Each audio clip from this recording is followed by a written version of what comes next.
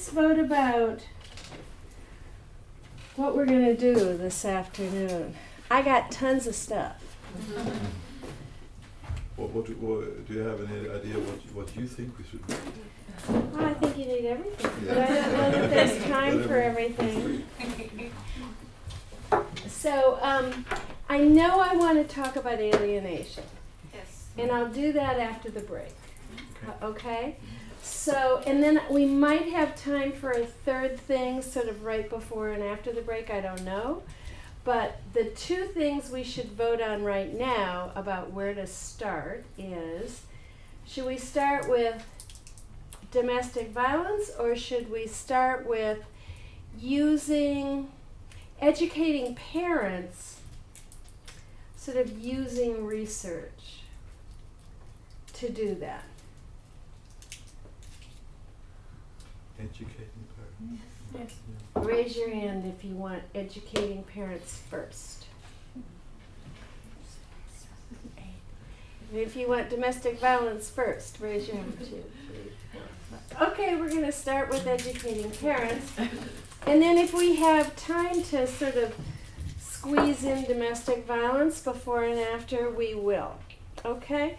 But after we do educating parents, I do want you to do one group thing, because I think it'll be helpful for you. A small group won't take a lot of time.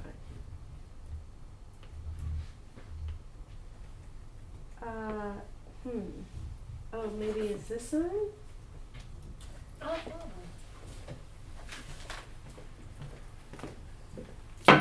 It's Oh, it came out again. Or maybe I never put it in. Maybe the other side. Yeah, don't force it. So, put it here. So Yeah. Oh, yay.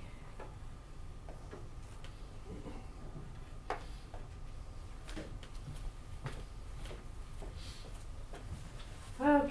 Oh, wait, we're not doing that. Sorry.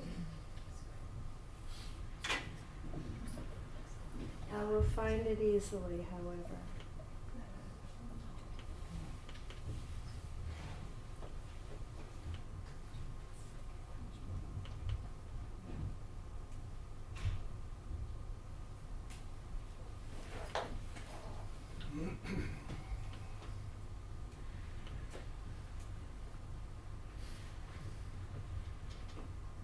Okay, so we're just going to take a couple of things that we already know about the research and talk about how do you apply that, okay?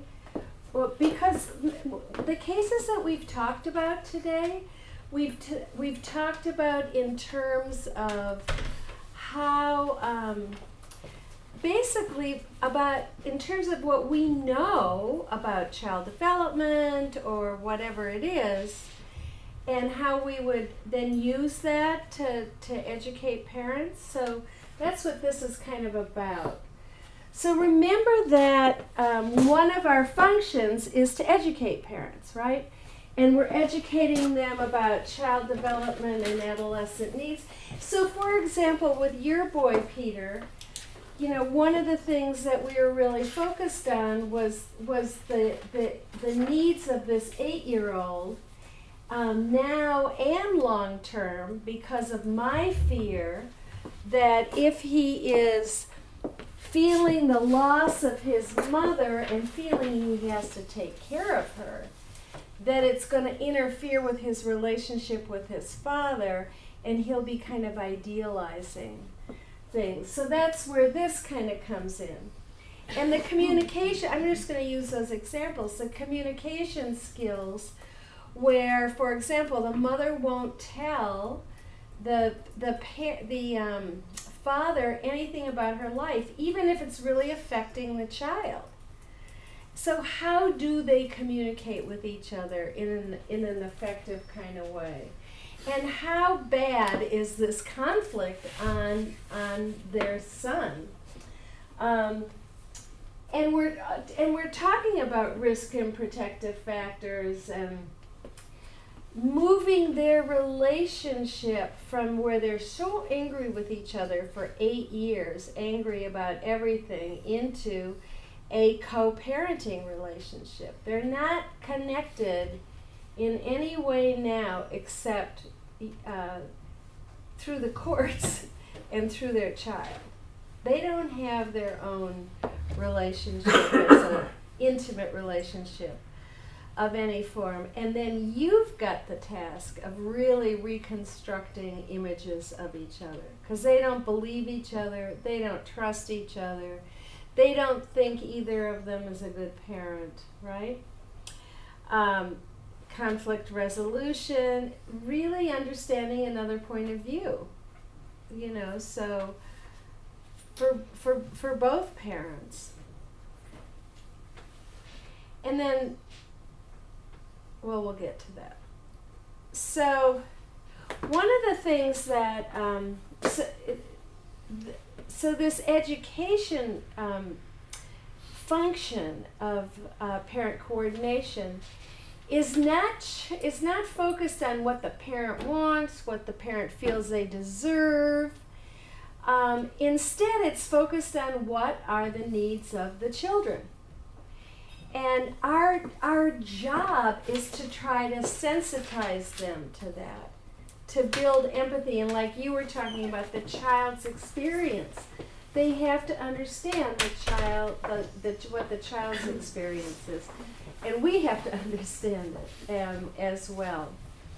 We're trying to, for example, in your case, Peter, we're trying to help the father understand how this loss could or could not, we don't know yet, could or could not be detrimental for this boy. And we're also trying to help the mother understand that her neediness for her child, or on the other hand, her abandonment of him, will have long-term implications. It will affect him negatively. So we're trying to help them be better parents, and of course change the dynamics of their co-parenting relationship. Okay, so let's take a first category. Some of the risk factors for the kids is the stress of separation, the psychiatric illness and or personality disorders of the parent. It sounds like this mother's got some personality difficulties. Inadequate parenting, we don't really know in that case where the inadequacies lie. Loss of important relationships for this boy. It's his mother, maybe her whole family, if she's close to her family, we don't know any of that. It may be other friends, we don't know. It may be if he changed schools that he lost important relationships at the old school. We don't know any of that either. Using the children, like that this little boy had to tell his father that, this man who I was living with is now not there anymore.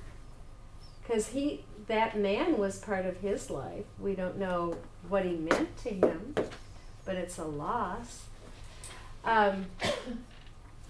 Repartnering and remarriage, what are the effects on a child? Moves, which includes a change of circumstances.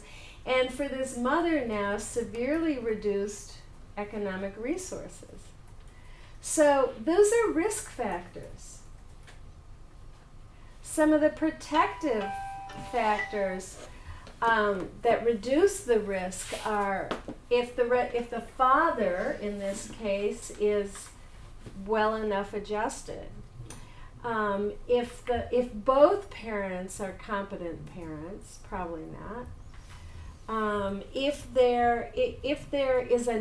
he was living with the mother instead, he had adequate involvement of his father, in this case again, and the kind of involvement and activities with the father, assuming the boy is living with the mother. So, in other words, most of the research is done on father involvement and father absence as opposed to mother involvement and mother access, I would guess, this is my guess, based on clinical experience, that goes both ways.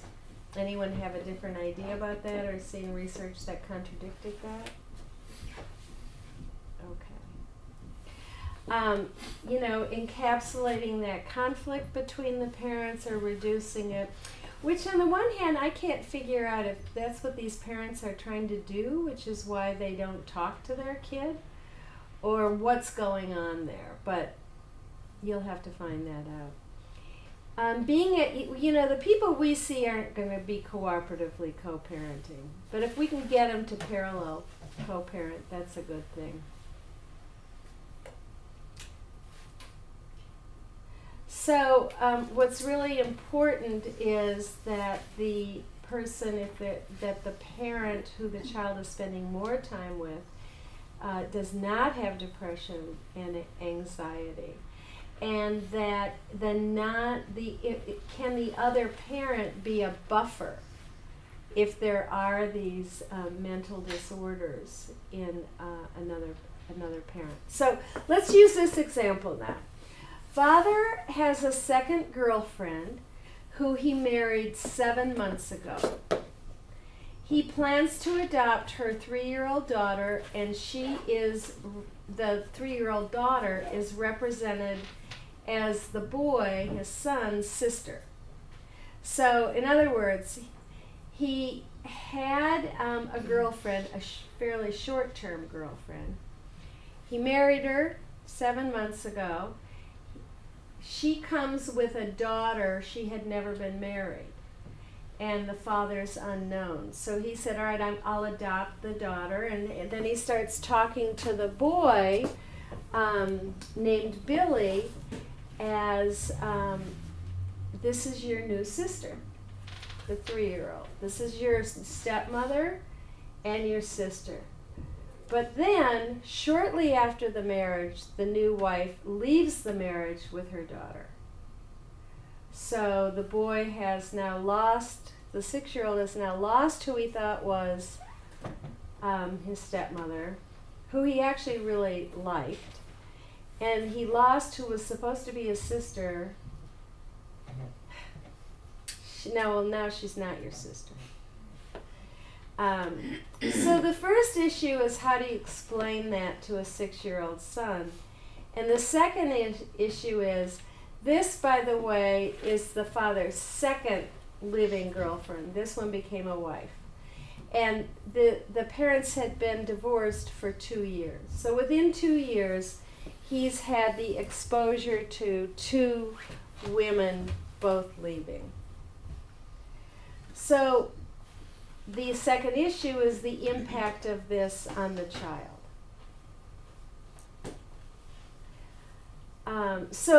Let me just give you an example of how we think this through. So we know that the research tells us that when you have 2 to 3 family changes, it results in poor adjustment for children.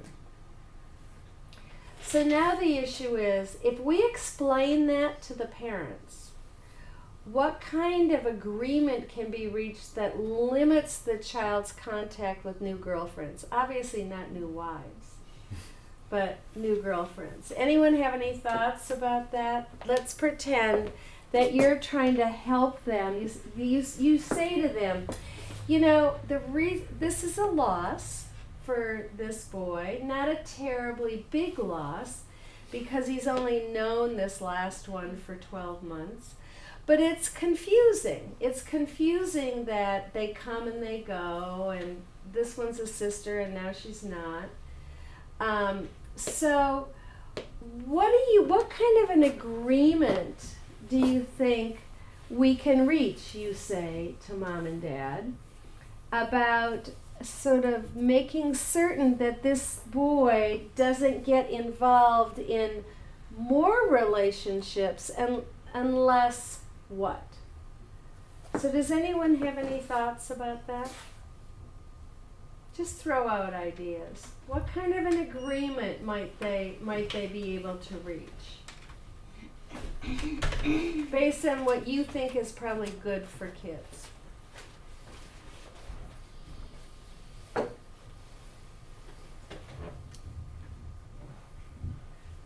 It's after lunch, but The explanation, is it for the son? The first one explanation? no, the first is the explanation that you give to the parents, which is this piece of research.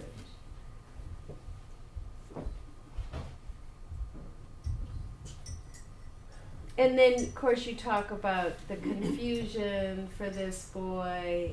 So the research is 2 to 3 family changes results in poor adjustment in children. And you talk about then, the impact of those losses on a 6-year-old and how he thinks about what relationships are, how permanent they are. Because he's now been through 3, his mother and father, the first girlfriend who lived with him for the first year after, the second girlfriend and daughter who became a wife. So you talk about that and what impact that may have. But now once you do a piece of education, you want to come to some agreement that you write down and you document, right? And it applies to both parents, of course. So what kind of agreement would make sense? In this case, the mother she had new relations too. One. Because it could be a difficult question to discuss with both of them, his girlfriends. No, I think you discuss it bilaterally. You say, this has happened so far, we don't know what's going to happen in the future. But just to make sure that he's protected in some way, what kind of agreement should we come up with about exposure to new partners, to new girlfriends, boyfriends, whatever they may be?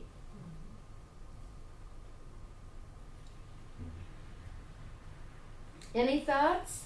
I talk too much. So I don't No, know. you don't. You talk just enough. Okay, but I think that it may be for the child not to meet the other partner for a while. Exactly. And what's for a while, you think? I don't know, half a year, maybe. Yeah, a half a year. That's kind of a general thing, 6 months kind of thing. Let's see if I have.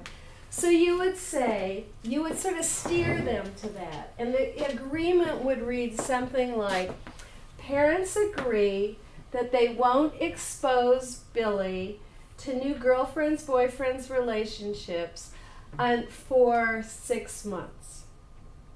And then if they feel like this is going to be a pretty significant, hopefully lasting relationship in their mind, they will introduce the child to this person in the following ways. And I would also have in the agreement, and at the time they decide they're going to introduce the child to their significant other, they will notify the other parent. Why? Because the child will ask the other parent a lot of questions. Yeah, and the parent will ask and if they haven't notified the other parent, then the child is gonna feel they have a secret, right? We can't let children keep secrets. It's not good for them. So you take a piece of research, you talk to the parent, the issue comes up. You take a piece of research and you offer it to the parents. So and then you come to an agreement.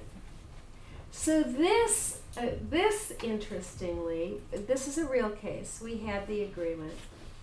And then father moved back to Massachusetts, and I couldn't really figure out why. He went into a suburb. He's like a, business guy who flies around, needs to be near an airport, and I thought there's something going on here. I know there's something going on. But he didn't say anything. I wasn't going to ask him.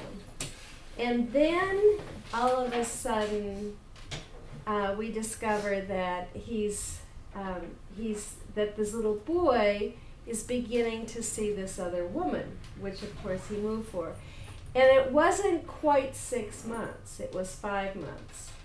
So it came up in a discussion, and then the father announced, well, that's because she's pregnant. So I thought he should meet her before, she's showing too much. So we're on the third one, and may it last. But when you know that there's a problem and there's an issue and that causes a dispute between the parents, you want to educate them as much as possible about the dispute and then come up with an agreement. You always follow this with an agreement. If you don't come up with an agreement, it's just a discussion. And then it won't apply to the next thing that comes up. So you have to follow up with an agreement with them. Okay, so now let's go to the next one. So I've already told you, right, haven't I told you this? The two critical variables are conflict and parenting. Kind of, good enough parenting and reduced conflict that affect the adjustment of children. Okay. So the parent education part is that,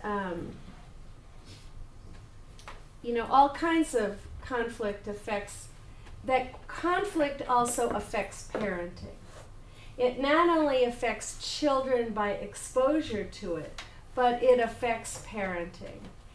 And that we know that good enough parenting is associated with better child adjustment. And that having very great differences in parenting styles may also affect children's adjustment. Now, not everyone's different. They were different when they lived together. But when they're hugely different, that affects parenting style. And it's really important that both parents are, unless one parent is toxic, is dangerous, that both parents are involved in the children's lives in multiple ways. So again, our job is to move that co-parenting relationship from a conflicted to a parallel co-parenting relationship. Remember I showed you this before? So we're trying to get ourselves again, we're trying to get them from here to here. That's our job. And we know that when you ask a child to carry hostile messages, or you ask intrusive questions about the other parent, or create a need for a child to keep a secret or hide information, like in your case, Peter, or you create a need for the child to hide their feelings about the other parent, or if the one parent is demeaning a parent, those are things that put kids in the middle of conflict. We know that having a good relationship with at least one parent, and that parental warmth and encapsulating the conflict, and if they have siblings, having that support as well, are protective factors. They help, they're protective of children. And we know that good enough parenting, which I don't think I have that here, hold on. Yep, and I'm going to go to that, what good enough parenting is in the next slide, moderates the impact of separation and of having lots of transitions. So for example, if Peter's boy changed schools, radically changed his parenting plan, good enough parenting is going to be helpful to this boy. Not helpful enough, but helpful. So the quality of parenting along with conflict are major predictors of how a child is going to adjust. And the quality of parenting that we're talking about is basically authoritative parenting. which it sounds like your father had more of, though I'm not sure. I think it's his ambition anyway. It's his ambition. And that's setting appropriate limits and rules, appropriate being developmentally appropriate. Where the child's aware of the limits and rules, where there is fair and consistent enforcement of the rules, where it's not a controlling kind of relationship, or coercive or threatening, and where there are clear consequences that sort of match the bad behavior. That's authoritative parenting. That's the good enough parenting that we want to be helping parents do. And that means they have to have empathy, and they have to be able to listen to their children, but not necessarily do all their children want, right? But they have to take that into consideration, and they have to be able to explain to their child why that's not going to work, why this has to happen instead, why this is the rule. So it's not because I said so, it's because that's not safe, or something. There's an explanation that makes sense to the child. So you're still the parent, but you're considering the voice of the child and the child's needs. But you're setting good limits, having appropriate rules, etc. So here's an example. So the father's been picking the kids up. The parenting arrangement is that the kids are actually with the mother Monday through Friday. The father didn't want them because he's a high-powered lawyer and he's very sort of rigid about his work hours and so forth. But he wants them every Saturday morning until Sunday night. He doesn't want to take them to school Monday either because he likes to get to work at 6 in the morning. So for 3 years, he's been picking the kids up at 9 o'clock on Saturday morning. The children are now 13 and 15 years old. And they've asked to be picked up later on Saturday morning. How many of you know teenagers, 13 and 15-year-olds, who like being up and picked up at 9 in the morning? Hello? Right? They want to sleep. And they maybe were at a friend's house Friday night, and they were up really late. Okay. The father says, no.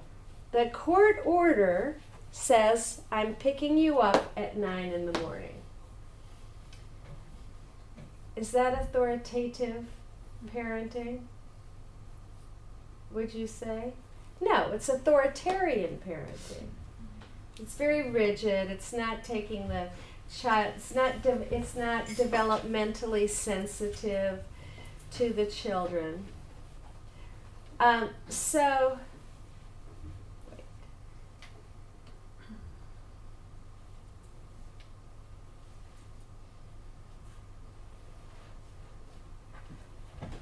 Okay, so what do we talk to the parents about? We've got both parents in the room. What do we talk to them about?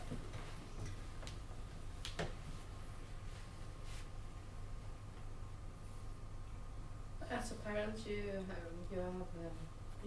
got to follow the children's development. Exactly. Their needs. Exactly. That worked 3 years ago, but now your children are different. Now your children are 13 and 15, and that is a really hard thing for them to do.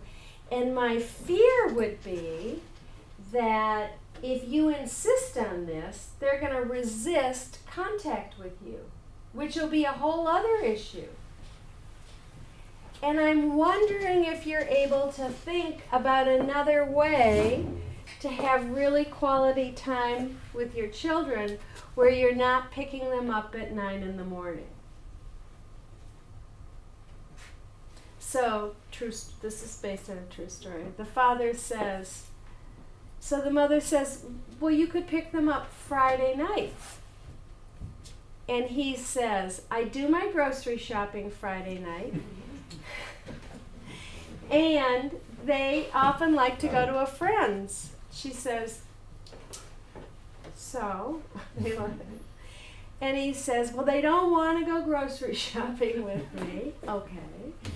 And then if they stay at a friend's, I won't see them Friday night anyway, and then we'll have a struggle about when I pick them up the next morning. That's what he says. So then how do we step in at that point? Do they live far apart? No. No. So what's the problem? What do you mean, what's the problem? Yeah, I mean, if they're 13 and 15, if they don't follow him to the grocery stores, I mean, they could. It's not a problem, No, right? no. They can stay at home. Yeah. He's worried about the sleepover at a friend's.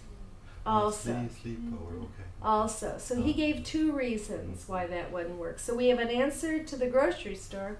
That's all right, just they'll be home, and then you'll go home. And I would talk to him about what kind of a parent he would like to be, what kind of part in the children's life he wants to have, and how they want to remember him when they grow up. Does he want to be a real part of the life or more like an activity? Exactly. That's a fabulous kind of response. And then you kind of have a discussion about that. And you try to avoid your kids are going to resist contact with you, would be my fear, kind of thing. And you have that kind of a discussion. And then hopefully you come to an agreement about something else. So this is a very rigid and narcissistic father who his needs come first and his structure comes first. He's not obsessive, he's just rigid. And he gets on a routine, and that's how he organizes his life. It was tough getting him to move on this. We did end up, because he didn't want him Friday night, we did end up with an 11 a.m. pickup. That helps. Okay. Let's see, did I just do this right? Okay. So here's another example where we're using the co-parenting relationship research. So we described to them actually 3 basic types of co-parenting. You know, the cooperative, the parallel, the conflicted. And we describe each of that to them. And then just like you had put out, Anna, we say, what type of co-parenting do you think you're doing? And we talk about, you know, what I'm here to help you do is to shift to a more business-like relationship, which would be called the parallel co-parenting. And we talk about, you know, having a lot of structure to facilitate that. So there's little need to engage about decisions, everyday kinds of decisions. That as much as we can fill in the holes like Annika described in the parenting plan, or I showed you the parenting plan categories yesterday. As much as we're able to do that, it provides a lot of structure to help you move into this business-like parallel co-parenting relationship. And that, you know, I'm going to keep your focus on your children. I know that you have needs and you have wants, but to the extent possible, we're really going to stay focused on the needs of the children to the extent that it works for you in your general life.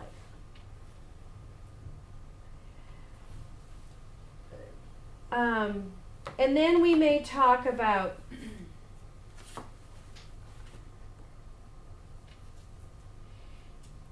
that when you guys are in such conflict, you tend not to see each other accurately. You see each other based on old information through the lens of your mistrust of each other, like your case. And so that level of conflict is really bad for your kids. So I'm going to help you move to a different kind of parenting.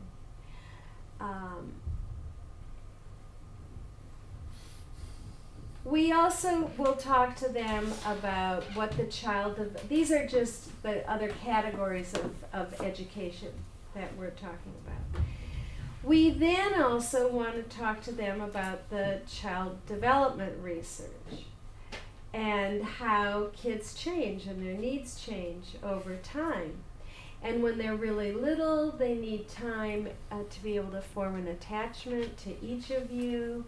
And we can't stress them with separations that are too long.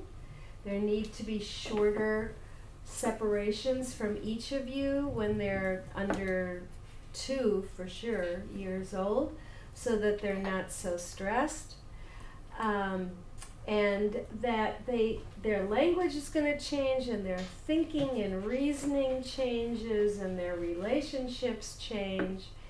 And their general emotional needs change as they grow. So you guys have to always be thinking about how you're going to meet those needs. So in other words, that's another category of parent education that is going to come up in plenty of issues that come before you. Can someone name one issue, not necessarily as a parenting coordinator, but one family you've worked with where the child development research has been important for the parents to think about and to know about? Sure you can.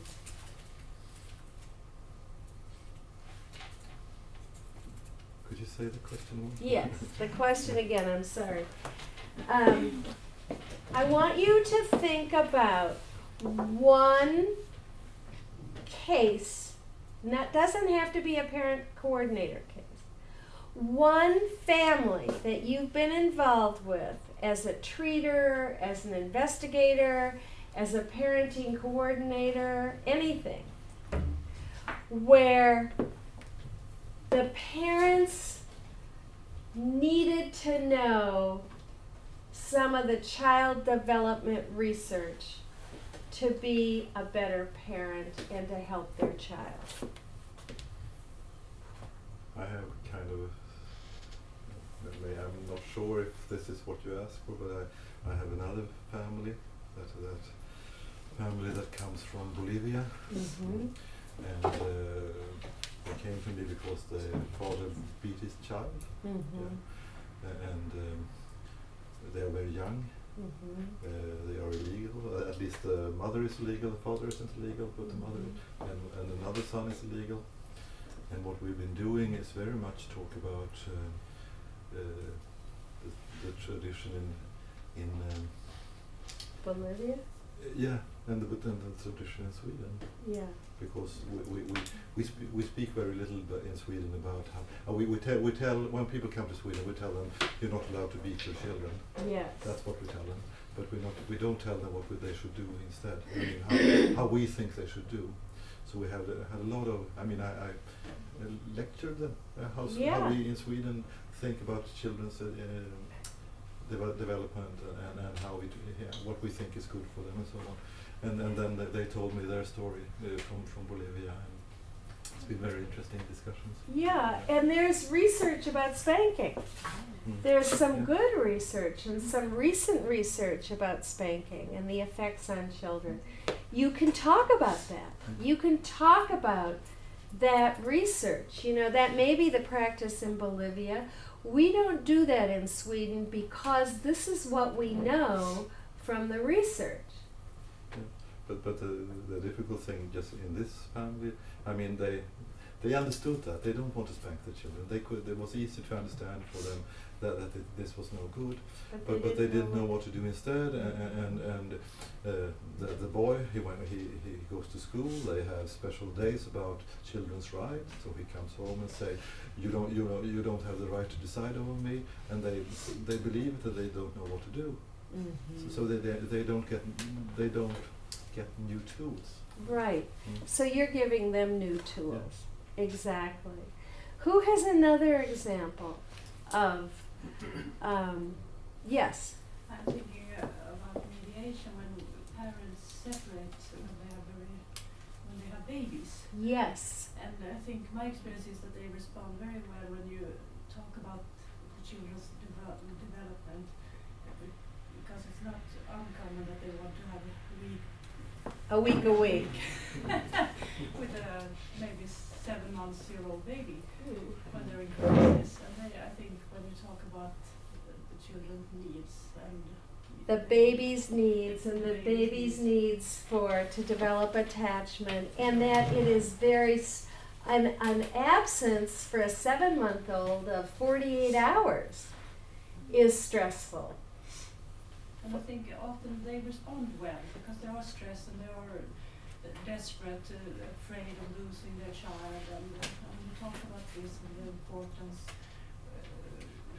the possibility for the father to be more present when the children is a bit older. If the mother is safe and the children can attach well to her, it will build this fine relationship with the father. Exactly. And that it will change over time. And that when the new brain research about attachment formation is that infants need the right brain. The attunement, the soothing, which in a gender stereotyped way is often the mother.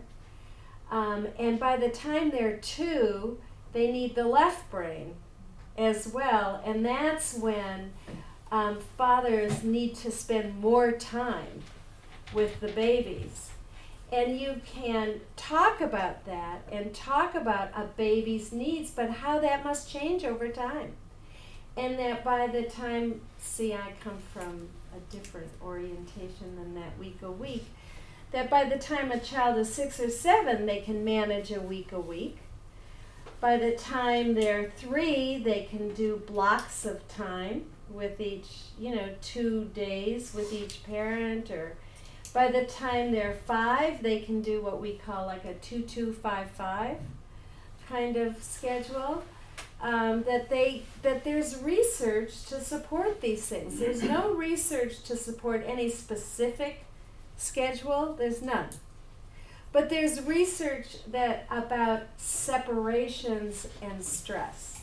That's what the research is. But I think it's sometimes a little hard with this research thing. We work in an area where many of the parents we meet are kind of highly educated, and maybe they have psychologists and professors in their network. Mm-hmm.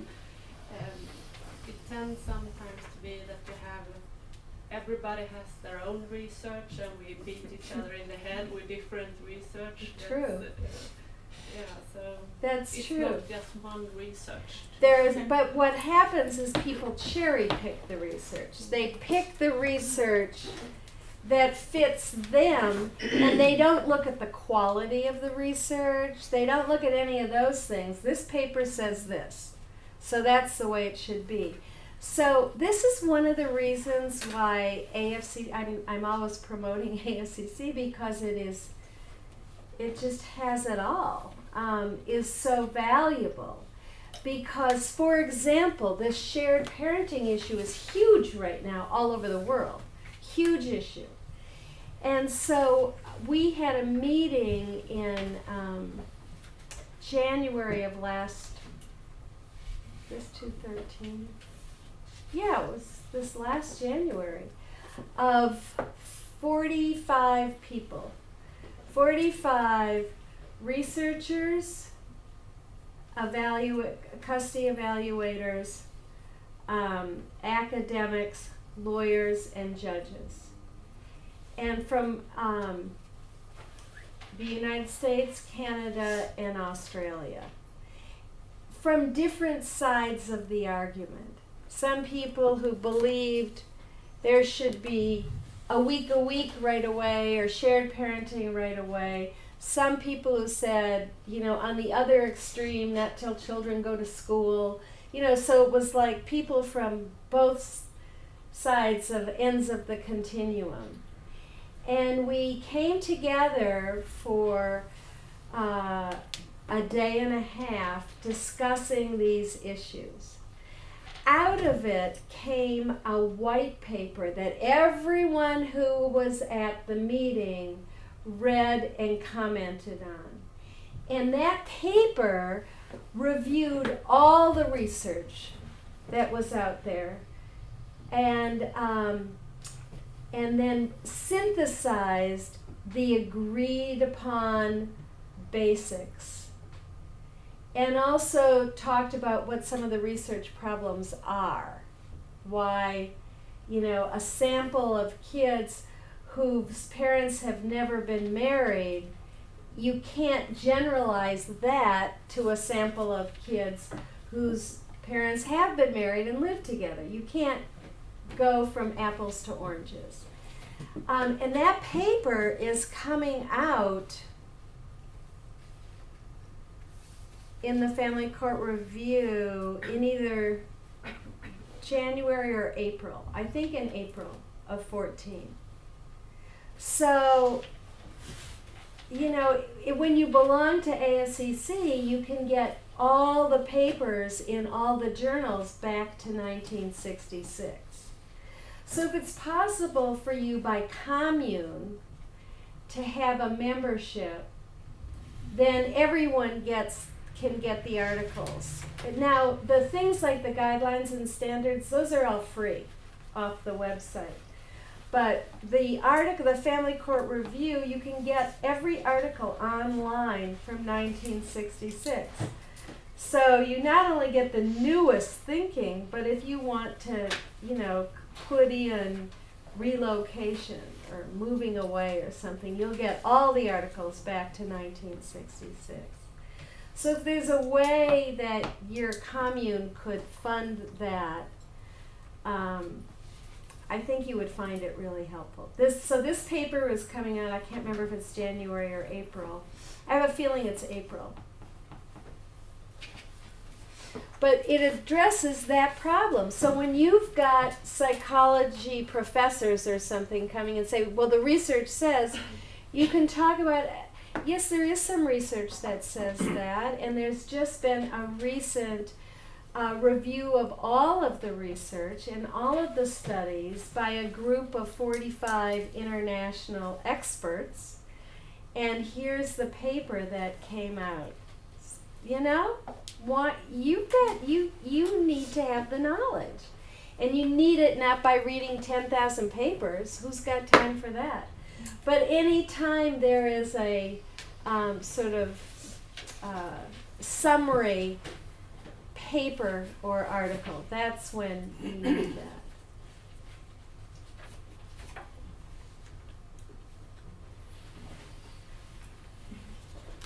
Okay, so here's a child development example. So there's a dispute about whether the 8-year-old boy should travel for a month to Morocco with his father to visit his paternal family. Father promotes the 4-week trip, saying it will toughen him up to be away, that shouldn't be from his mother, and he promises to return. Mother disagrees, says the boy has rarely slept apart from his parents and she's fearful the boy will not return. Okay, that's the issue. You probably have that kind of issue a lot, right? That's not an uncommon one, is it? So how do we discuss it? How do we give them some of the research and give them a way to think about this to resolve the dispute? That's the job of the parenting coordinator. So first of all, we want to know really in more depth what each parent, what their views are, and why they think this is good or not good, or what their fears are, or whatever it is. We also want to know if it's a hate convention country, Morocco, right? Because if it's a hate convention, if it's not a hate convention country, we may have more concern about whether there could be that the father wouldn't return, for example. Do you look at that, the Hague Convention things? We want to know what passports can be used. Is it a Swedish passport? Is it a Moroccan passport? Just to get the information, right? As much transparency and openness as possible. Then we have a conversation with the parents about what have the child's reactions been to prior separations from the parents. Well, you're saying this child's barely slept away. Well, what's been the reaction when the child has separated? And why hasn't he done it when he's 8 years old? Yeah, why hasn't he? And what's the longest he's been separated? And if not, why not?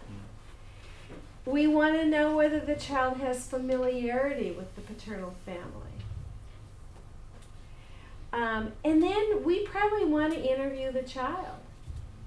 Because we want to know what his views are about this. So if we're going to interview the child, what are we going to do?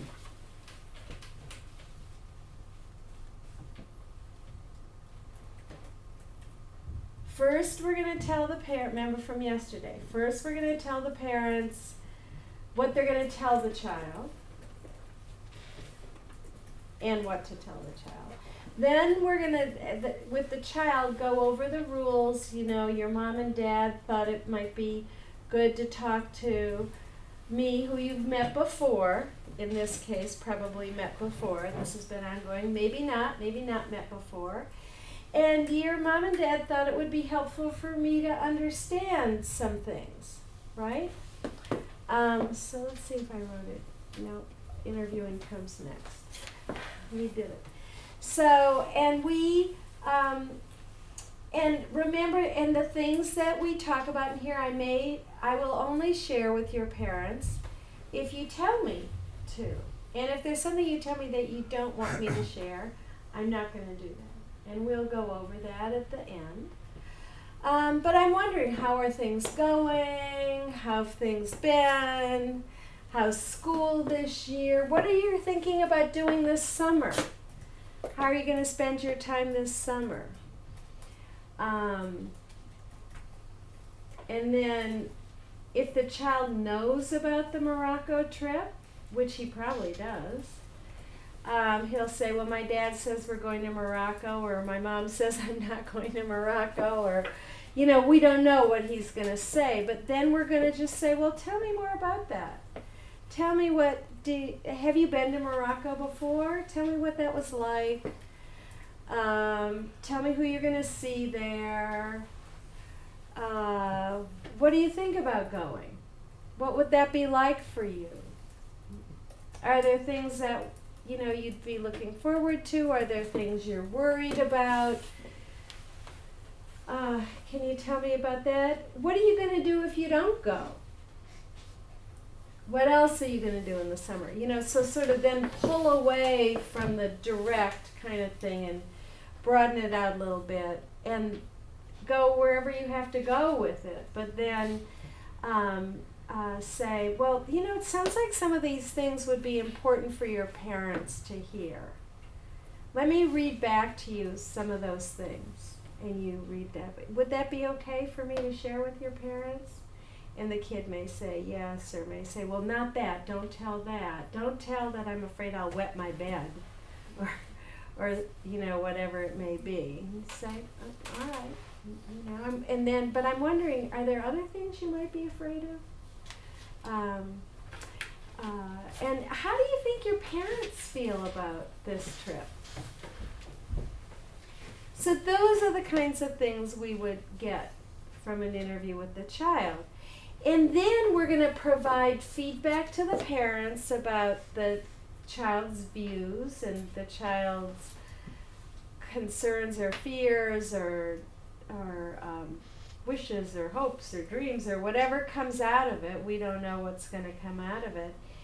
And then, assuming that the child says, well, I'm not really afraid I might miss my mom some, something like that, you know, something kind of benign, then we would say, you know, and I think that this child sounds like he can handle this just fine, and in fact is really looking forward to seeing his cousins and blah, blah, blah. But he is worried about missing mom, so I'm wondering if we can come up with an agreement about how he can have contact with mom while he's gone. When? How? What if you're busy at that time and can't talk to mom or Skype with mom or whatever they talk about? So all the details are covered in it. And then the idea that, well, mom's still afraid that you're going to stay there. So what can we kind of hold out as insurance to her that you're going to come back? Sort of appeasing her in some way. Does that make sense? Other thought, is this like a common kind of thing? Yeah, I think it is. Other thoughts about this? Or you might end up coming to an agreement that he goes for 3 weeks. Right? I mean, you come up with whatever kind of agreement you can with them. I'm assuming that this kid thinks it would be interesting to go, but may be reticent in some ways. So you report that and you say, but it sounds like it would, you know, he thinks it would be a good experience, but he feels like it's kind of long. I'm wondering if there's a way, what we can do about that. And then try to get them to agree on something. I mean, it's two questions. The question that he's not used to sleep away from or be away from his mother, that you can discuss that and you can make a lot of arrangements around it.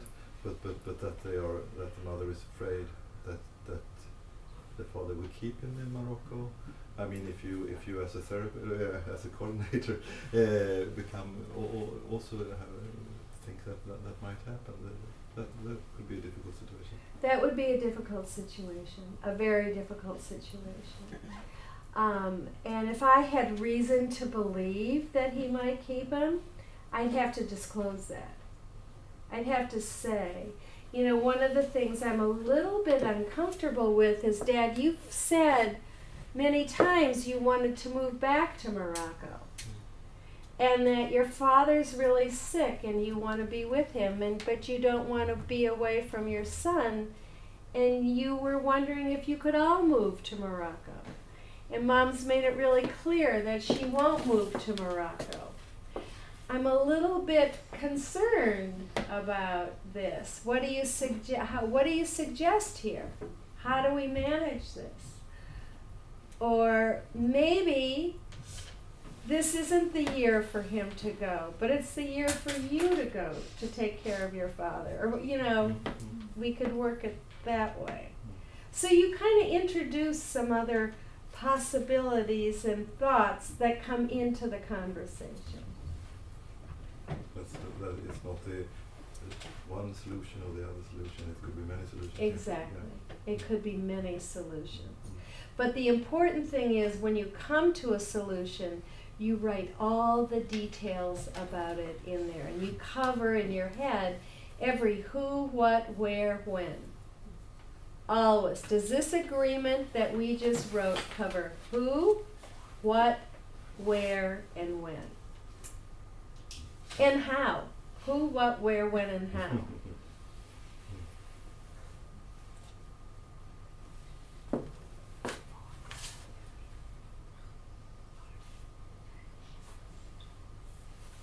All right, so why don't I do a little bit about, well, first of all, what are your thoughts about this at this point?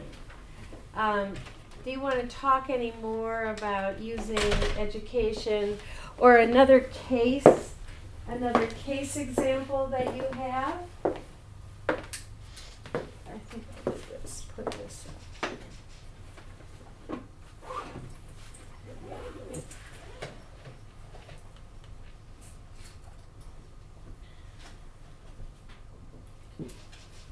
And then we'll start on this a little bit, but I'm interested in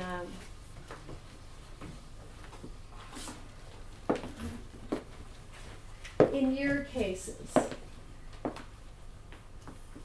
any kind of case, not a PC case necessarily, but with these kinds of dilemmas, like yours, the population you work with, and what do you do about that? Because you can't be up on the research in every area, because that's not your job. But it is your job to be aware of sort of current thinking, and current thinking comes out of summary papers that are good. They also come out of, like, in the United States we have it's on your suggested readings that I'm going to give to you. It's Planning for Shared Parenting Guide. The state of Arizona has a really good parenting plan guide. And I'm just finishing up writing with the what's it called? Not the American. Oh, the American Academy of Matrimonial Lawyers. A shared parenting guide that'll be out in November. So looking at some of those are also helpful, because those guides are usually based on research.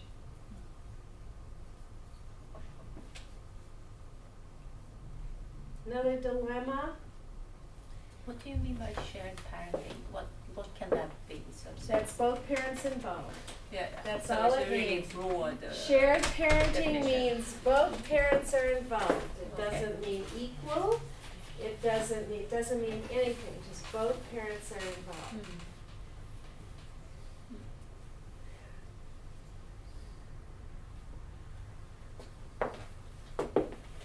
Okay, what time is our break? At 2:15? Yeah. Why don't I just start on a little domestic violence? Well, let's get it in You there. really want to do it? Yeah. Well, I want to get to one part, and I think I'm going to skip over the beginning. You'll have the slides, but I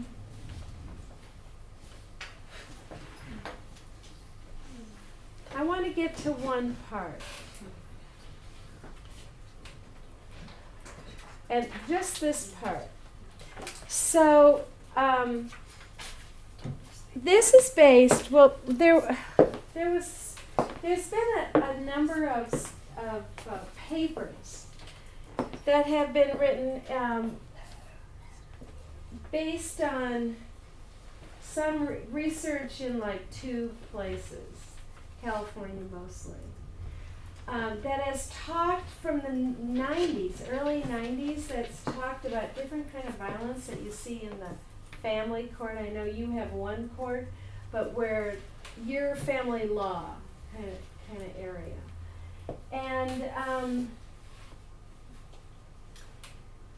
then in 2007, I believe it was, the director of my organization that I keep talking about, AFCC, met with the then director of, in the United States, the National Council of Juvenile and Family Court Judges. And there was this big split between those two groups, because the National Council of Juvenile and Family Court Judges funded and got funded by the Office of Violence Against Women, which basically was battered women who are in shelters. So their view, and all the people they worked with, their view of violence was through an advocate's point of view. And all of their studies were based on a shelter population. You have shelters? A shelter population. AFCC, on the other hand, all their studies and their experiences were with people in the family court where someone alleged violence. And we were seeing different things. We saw some of those battered women, but that was a small proportion of the violence that we saw in family court. So in 2007, Peter Salem and then the NCJ, FCJ president Billy Joe Dumford Jackson came together and said, you know, I think we're talking about different things here. It's like apples and oranges. I think we need to try to bridge this problem and have both sort of, this is what AFCC does. It takes controversial issues and brings people from both sides or all sides together to have conversations. So let's do that and see if we can come to some agreement about what we're seeing. So there were 40 of us at this meeting in 2007, and we, from about 20 from each side, so each side invited 20 people. Again, researchers, academicians, custody evaluators, lawyers, and judges. And we had this meeting where we agreed on basically there was a lot of tension. We agreed on one thing, and that was there are different types of violence. It's not all battering and controlling violence. That's what we agreed upon. That was a big deal. Really, really big deal. Because some of it had to do with funding issues and politics, because the battered women's movement, it took so many years to bring attention to the domestic violence issue. And they finally got government funding for it. And their fear was if now we say, oh, well, there are other kinds of violence as well, then people aren't going to believe us anymore. They're not going to fund us anymore. So it was that kind of partly that was going on. And the lens through which people saw things. When you only see battered women, that's all there is. When you see other things, that's all there is, right? So I'm going to talk about that a little bit, okay? So what we agreed on is that one size doesn't fit all, that not all violence is the same, that if you do a really good assessment, you're going to find that you've got these different kinds of violence which lead to different kinds of parenting plans. And that's what matters. Because again, the focus is on what do the kids need and how to keep everybody safe. Safety is always the number one priority when you're talking about violence, right? Okay. So we've agreed about 5 kinds of violence. There's the battering and controlling, also called coercive controlling violence. That's the battering stuff. There's the situational or common couple violence. There's violent resistance. There's separation instigated violence, and violence as a result of mental illness, including substance abuse. So there are 5 types. I'm going to talk about each type now. I'll probably stop after a couple, we'll see, and take a break, and then we'll finish up after. Maybe time for break, maybe? Or? You want to take a break now? We can do that. Yeah. Okay, and then I'll talk about each of the, wait, let me just do one thing before this one slide, and then we'll take a break. So the things that differentiate these 5 types of violence are the frequency and intensity of the violence, the potential for lethality or danger or harm, the risk of future violence, and the presence of other kinds of intimidation like sexual coercion or abuse, verbal abuse, psychological maltreatment, isolation, financial control. Those are other kinds of control and intimidation as well. So these are the things that are going to basically differentiate the 5 patterns that I'm going to talk about after the break. Okay? Okay. Could you back to the... Yes, I sure can.